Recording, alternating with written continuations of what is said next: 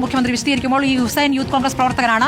നവകേരള യാത്രയിൽ മർദ്ദനമേറ്റ ആൾ എന്ന നിലയ്ക്കാണ് തന്നെ പരിചയപ്പെടുത്തുന്നത്. അതിന്റെ ഭാഗമായി വെങ്ങോല പഞ്ചായത്തിൽ ഒരു പരിപാടിക്ക് പോയപ്പോൾ അവിടുത്തെ പാർട്ടി പ്രവർത്തകർ പറഞ്ഞ അടിസ്ഥാനത്തിൽ അദ്ദേഹത്തിന്റെ വീട്ടിൽ പോകുന്നു, കാണുന്നു. അതിനുശേഷം പലതവണയായി അയാൾ വന്ന് കണ്ടിട്ടുണ്ട് എന്ന കാര്യവും മുഖ്യമന്ത്രി പറയുകയാണ്.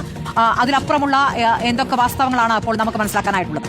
ഇപ്പോൾ അതിനുശേഷം പരിചയപ്പെട്ടു, കാര്യങ്ങൾ ബന്ധമുണ്ടായിരുന്നു എന്ന രീതിയിലാണ് എന്തായാലും മുഖ്യമന്ത്രി പറഞ്ഞത്. പക്ഷേ ഈ ഇൻസ്റ്റാഗ്രാം പേജ് നമുക്ക് പരിശോധിക്കുന്ന സമയത്ത് നവകേരള മാർച്ചിന് മുമ്പുള്ള കുറെ ഫോട്ടോകൾ നമുക്കതിൽ കാണാൻ കഴിയും. ഇത് ഏതെങ്കിലും ഒരു തവണ വി ഡി സതീശൻ ഹുസൈന്റെ വീട്ടിലേക്ക് പോയ വീഡിയോ മാത്രമല്ല ഹുസൈൻ സാമൂഹ്യ മാധ്യമങ്ങളിൽ ഷെയർ ചെയ്തിരിക്കുന്നത് എന്നുള്ളതാണ്. ഒരാൾ ഒരു 10-ലധികം തവണ ഒരാളുടെ കൂടെയുള്ള ഫോട്ടോകളും വീഡിയോകളും ഷെയർ ചെയ്യണമെങ്കിൽ ഉറപ്പായും കാണുന്ന എല്ലാ സമയത്തും വീഡിയോ എടുത്ത് പോസ്റ്റ് ചെയ്യില്ലല്ലോ. എന്തായാലും അതിലേറെ തവണ കാണാനുള്ള ബന്ധം മുഖ്യമന്ത്രിയും ഈ പറയുന്ന ഹുസൈനും തമ്മിലുണ്ട് എന്ന കാര്യം വ്യക്തവുമാണ്. ഇപ്പോൾ നവകേരള യാത്രക്കിടെ പല യൂത്ത് കോൺഗ്രസ് പ്രവർത്തകർക്കും പരിക്കേറ്റിട്ടുണ്ട്.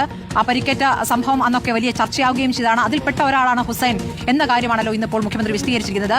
നവകേരള യാത്ര എന്നത് 2023 യാത്രയുമായി ബന്ധപ്പെട്ട യാത്രയിൽ പരിക്കേറ്റ ഈ വെങ്ങോല പഞ്ചായത്തിലെ യൂത്ത് കോൺഗ്രസ് പ്രവർത്തകർ, അതുമായി ബന്ധപ്പെട്ട് നമുക്കൊരു കൃത്യമായ വിവരമുണ്ടോ റാംഷ?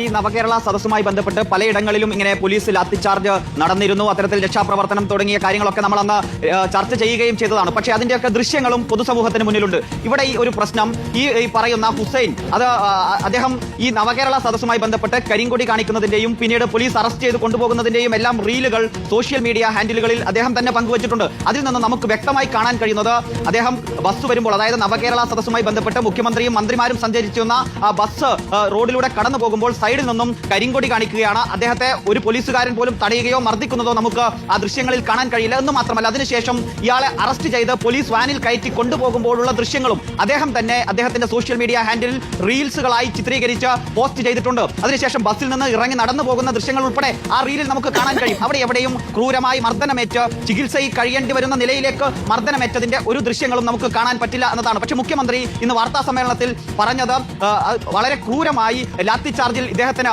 അതായത് ഈ ലഹരി കേസ് പ്രതിക്ക് മർദ്ദനമേറ്റിരുന്നു. അതിനെ തുടർന്ന് ചികിത്സയിൽ ദീർഘകാലം കഴിഞ്ഞിരുന്നു. ഉഴിച്ചിലിന് ശേഷം വീട്ടിലേക്ക് എത്തിയപ്പോഴാണ് ഇയാളെ വീട്ടിൽ ചെന്ന് കണ്ടത് എന്നതായിരുന്നു. പക്ഷേ ആ നിലയിൽ ക്രൂരമായ ഒരു മർദ്ദനമേറ്റതിന്റെ യാതൊരുവിധ തെളിവും ഇദ്ദേഹം തന്നെ, അതായത് ഈ ലഹരി കേസ് പ്രതി ഹുസൈൻ തന്നെ അദ്ദേഹത്തിന്റെ സോഷ്യൽ മീഡിയ ഹാൻഡിലുകളിൽ പോസ്റ്റ് ചെയ്തിട്ടുള്ള റീലുകളിൽ എവിടെയും നമുക്ക് കാണാൻ കഴിയുന്നില്ല എന്നതാണ് ഏറ്റവും പ്രധാനപ്പെട്ട ഒരു കാര്യം.